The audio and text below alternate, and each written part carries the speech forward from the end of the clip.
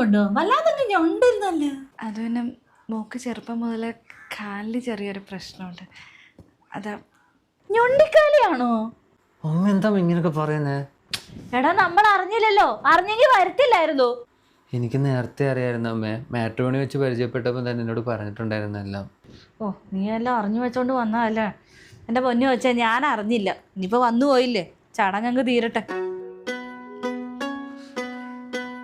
അല്ല, ഇത് ജന്മനാ ഉള്ളതാണോ അതോ വല്ല അപകടം പറ്റിയത് വല്ലതും ആണോ? ജന്മനാ ഉള്ളതാ. ചെറുപ്പത്തിലെ കുറേ ചികിത്സിക്കുകയൊക്കെ ചെയ്താ, പക്ഷെ ഫലം ഉണ്ടായില്ല. ഓ, അല്ല നീ എത്ര വരെ പഠിച്ചു? പേരെന്തുവാ അത് ചോദിക്കാൻ മറന്നുപോയി.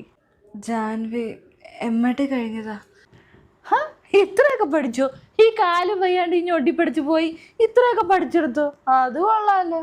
അമ്മേ, നീ ഒന്നും മിണ്ടായിരടാ, ഞാൻ കാര്യങ്ങൾ ചോദിച്ചറിയട്ടെ. അല്ല, ജോലി വല്ലതും ഉണ്ടോ? ഇവിടെ അടുത്തൊരു സ്കൂളിൽ ടീച്ചറാ. ഓ, സ്കൂട്ടിയിലായിരിക്കും പോകുന്നേ. ഞാൻ ഈ വീട്ടിലോട്ട് കയറി വന്നപ്പോൾ കണ്ടായിരുന്നു ഒരു മുച്ചക്ര വണ്ടി. അതിലായിരിക്കും അല്ലേ പോകുന്നേ?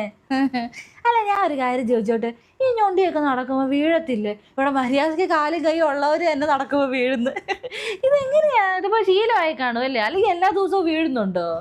ഏയ്, അങ്ങനൊന്നുമില്ല. ഇപ്പം ശീലമായി.